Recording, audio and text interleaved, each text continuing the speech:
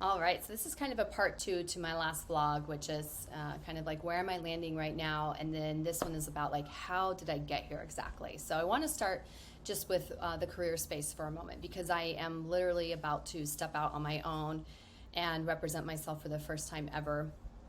And there's a lot of excitement and fears that are wrapped up around in that whole bundle there. But I wouldn't be here today without all of the lessons and experiences and knowledge that I got to take in and then give back through my 25 plus career journey. If I go back to very beginning, college, I went to college and studied journalism first and marketing second because I always wanted to be a writer. And I know that there's still a book in me. And actually, I won an author's award in sixth grade and had a book published called What Mothers and Fathers Do Best. And it was a kind of a comedy book about the silly things that mom and dad say to us. And I believe that there's only two copies, the one I have, and the other copy was saved at the Sulphur Springs Elementary School library in Canyon Country, California. Now, I don't know if it's still there because this was back when I was in sixth grade, which was well into the 80s. That lit a light bulb though for me. I felt for the first time like, oh, I have a gift. I have a talent here. I'm being seen in a way that I haven't been seen before. And it felt comfortable for me to write the book, but I also recognized that I was putting myself out there and faced a little bit of vulnerability for the first time. So that really stuck with me. And I have been writing my way through my life in journals and in a little bit through my blogging. And I'm not really sure how this book is coming together, but I know it's there. So there's that. Went to school for journalism because I loved writing. Quickly realized that where media was going at the time, and this is in the early 2000s, was not a space I wanted to be a part of. And I couldn't see beyond, I wasn't quite the visionary yet. So I couldn't see beyond, like, right now I'm working hard, to get through college and see what's out there for me.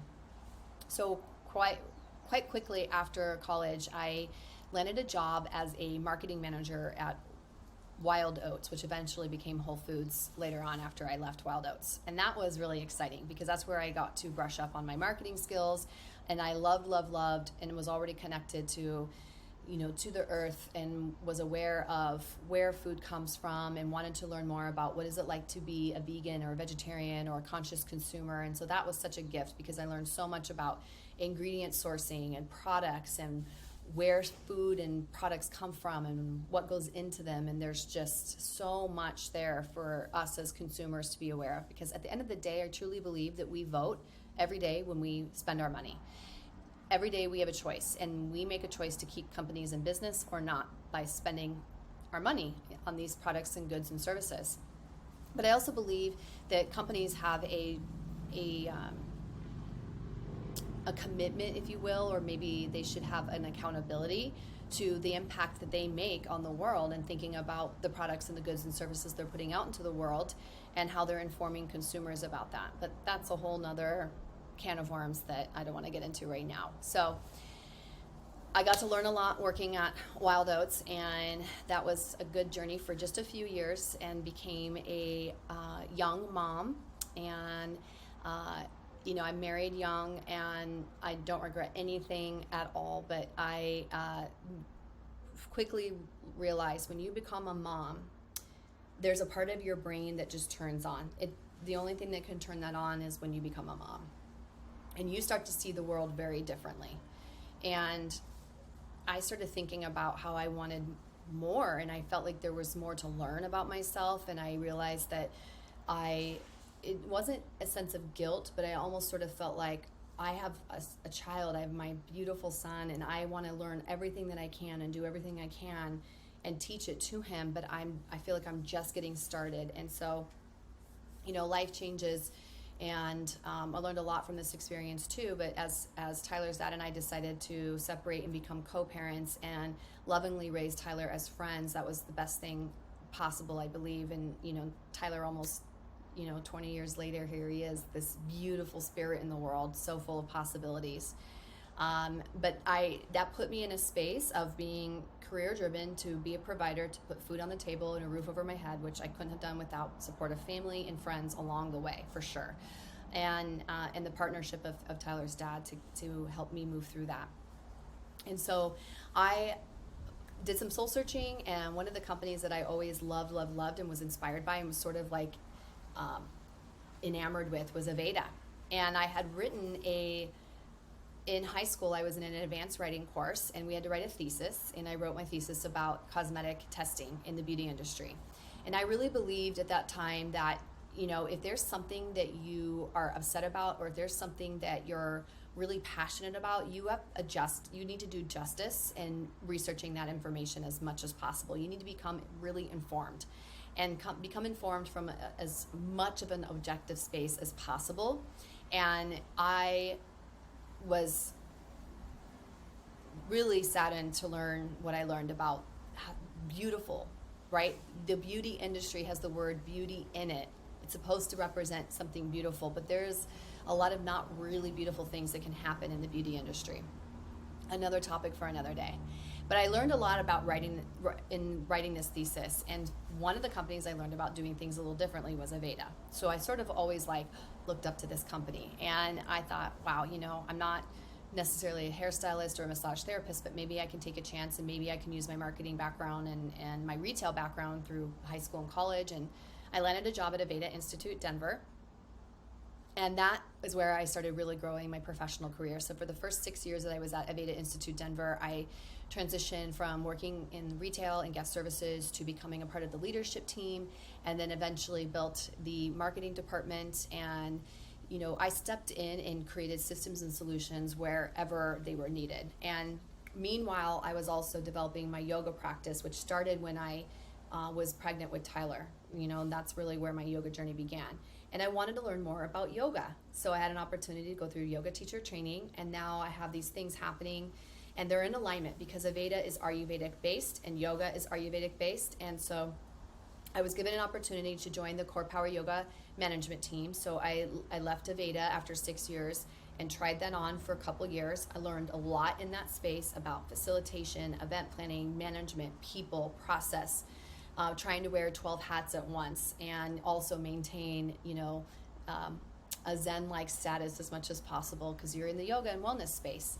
And but I was still, feeling like, man, I really miss being at Aveda, and sometimes you have to step out of something to appreciate it. So I was given an opportunity to go back to working at Aveda Institute Denver, put on my retail and marketing hat, and then decided to become licensed as an esthetician. And I utilized that as an opportunity to create a marketing campaign. So, this is really where social media was taking off, and blogging. And so I created this whole campaign, which you can see here on my YouTube, the day in the life as an esthetology student. And I didn't really think beyond getting licensed that I would be an esthetician, but then I was given an opportunity to become an esthetician at 3 Cutters. And so I was working as a yoga teacher, I was working at Aveda Institute Denver, and I was working part-time as an esthetician. And that was all happening. But as you can imagine, I love to say yes to a lot of opportunities. I will never say no to an opportunity. I will always learn and be curious before I make an informed decision. And it wasn't really all meshing well together. And so, because, well, it was and it wasn't. It was meshing well together, but then I decided to add another layer to that by auditioning for the Aveda North America Artistic Team, which was an opportunity to join Estee Lauder and represent, I'm getting excited, let me get my words, represent Aveda through the education space. And I was like, wow, this is amazing. I was honored to be accepted and chosen for that. And so I made the decision to exit out of Aveda Institute Denver, and then COVID happened. So as we were kind of going through lockdown and shutdown, the team and I made a decision that I could slowly start to exit out, because it was already a part of my plan. I was on a 6-month exit plan, and we utilized that time to have me slowly exit out. And then I was able to, during that space, I took a lot of courses and classes, and I taught yoga online, and I did whatever, I rolled out my mat and I just showed up every day with like no expectation. And I actually really thrived during that time. And I went through a relationship change. I went through a personality discovery of really pulling myself back into myself. I knew who I was and I knew what I wanted. I just wasn't living it. And so rebonded with my son Tyler in terms of like just having that extra time together. It was really, really special. And I feel very fortunate for that. So on the other side of COVID, I was still kind of transitioning out of the Institute. I was teaching for Aveda corporate through the online space. And then I could step into the treatment room a little bit more. And I thought, okay, well, this isn't all adding up financially, but what else can I do except maybe just go all in on being an esthetician full time and just see what happens. I don't know until I try. And I don't know if it was the combination of it being right after lockdown, or if it was, if I had done this when I was 20 years old instead of almost into my 40s. But I pushed and I loved it, and I think I struggled with it equally. And I know that I was able to serve a lot of people in a lot of different ways. But that entire time that I was in the treatment room was a discovery. It was a learning experience. It was let's do this and see what happens. And then at the same time, I also had Exhale that was launching, and that was really calling my heart. So saying yes to all the things and feeling so excited and feeling so grateful for all the abundance, but then also kind of crashing and burning a little bit because I was building too many things at one time and not giving one thing my full undivided attention. And so I decided to go all in on Exhale, and I left 3 cutters, and I left Aveda corporate because I felt like at the time one connected to the other. So it was kind of like an all or nothing deal, and said goodbye to Aveda again and went all in on Exhale. And then things started to shift a little bit for myself and my business partner. And again, we decided that being in a space of service for ourselves was important. So we sort of unexpectedly, as I decided to go all in, it was like the universe was like, well, it's not time for you to go all in on this yet. So there's a few more things for you to learn. Here's this opportunity at NGNG. You can stretch your marketing skills a little bit. So I had the privilege of joining the team at NGNG. I started off part-time as a contractor, worked my way into becoming the team director and a master strategist, which was amazing. I got to work remotely. I was still teaching yoga. And then it got me to Hawaii, and now here we are. Whew. Deep breath. On the other side of all of those things and all the people that I got to meet and all the people that I either worked for, that worked for me, or that I worked with, whether I'm still engaged with you now a lot or a little, or maybe our season of time has come and gone. Namaste. So much gratitude for you all. It's important that I think about all of you a lot, and there are hundreds and thousands of people that I know I've interacted with over these decades. And how cool that we get to experience these moments in our lives together where I know I look back and think, wow, that person really made a difference or changed my life. And I hope that I've been able to do the same for others. So here I am on the other side of all of that, going out there on my own, trying it on and seeing what happens. And so now that I've kind of gotten us, this is turning out to be a little bit longer than I thought, but here I am. How did I get on the island? So I had all that stuff happening with mom life, relationships, career, and you definitely don't do this without having a tremendous amount of love and support in your life. So my family, my partner Adam, my friends, I would not be here without that support. But I had like this little idea that came into my head back when Ashley and I were working on Exhale, and we were talking about how to get Exhale into the resort space. We were talking about how to get retreats. We were talking about how to get our on-demand classes into the hotels. And I started thinking about, resorts and hotels and mapping things out. And at some point I had jotted down Hawaii, and I started looking at resorts. And then I came back to that thought after we decided to kind of put Exhale on hold, and I was sort of stepping into NGNG here. I decided to put myself out there and apply for some opportunities. I thought, well, why not? My son's in college. This is a time for me to really put myself out there and see what possibilities, you don't know until you ask or try. So I applied for a yoga teacher position at the Four Seasons in Lanai. And it really did get me thinking about, wow, what would it really be like to live in Hawaii? And unfortunately, I decided to turn that position down.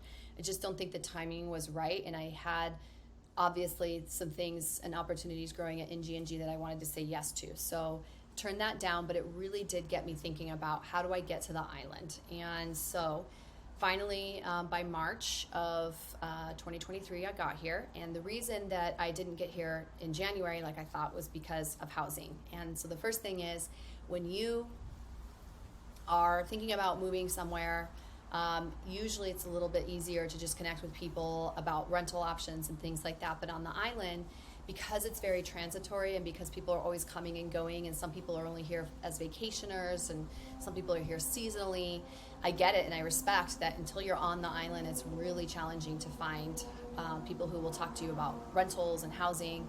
And so I finally found an apartment, and this happened because of help from Adam and friends.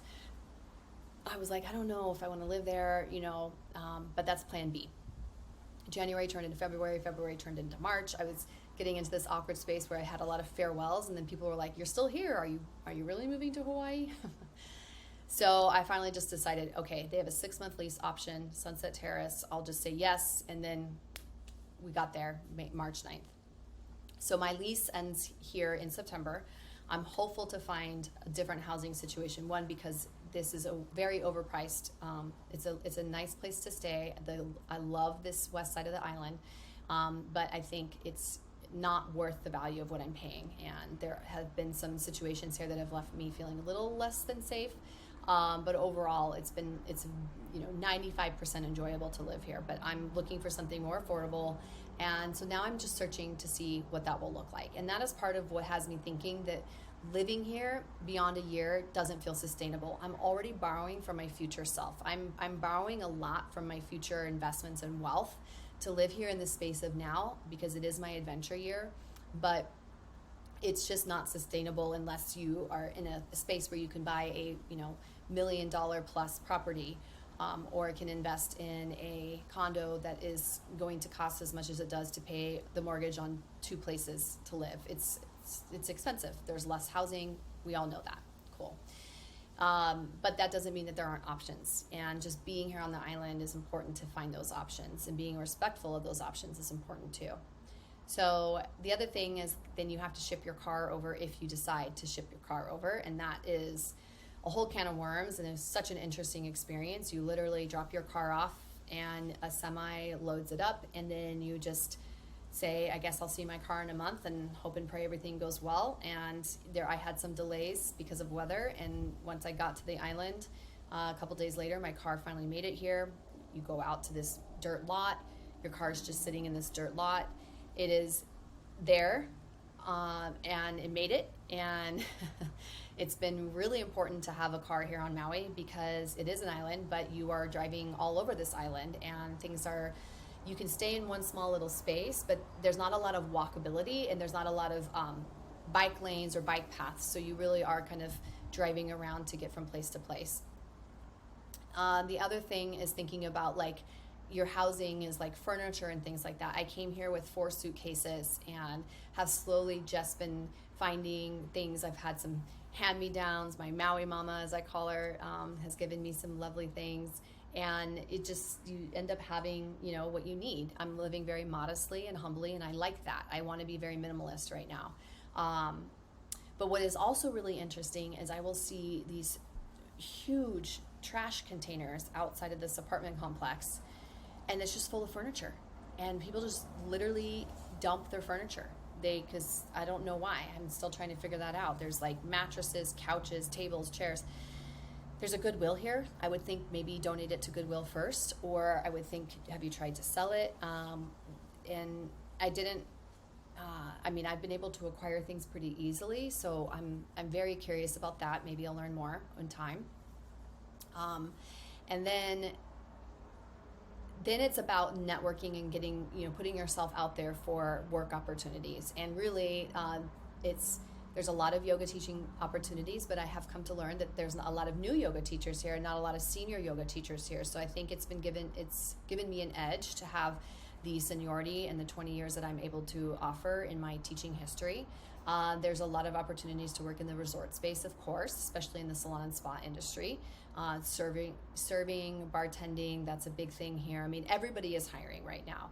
And Maui, the Hawaiian Islands, really got hit hard by COVID and lockdown, and they're still recovering, and there's a lot of bringing people back into the workspace. I'm very aware that there's a lot of high need for teachers. There's a lot of high need for medical staff. So there are opportunities here. And in fact, I think it's also firemen, police, teachers, and nurses and doctors. I think that there's a lot of housing opportunities because they are in need, which is great.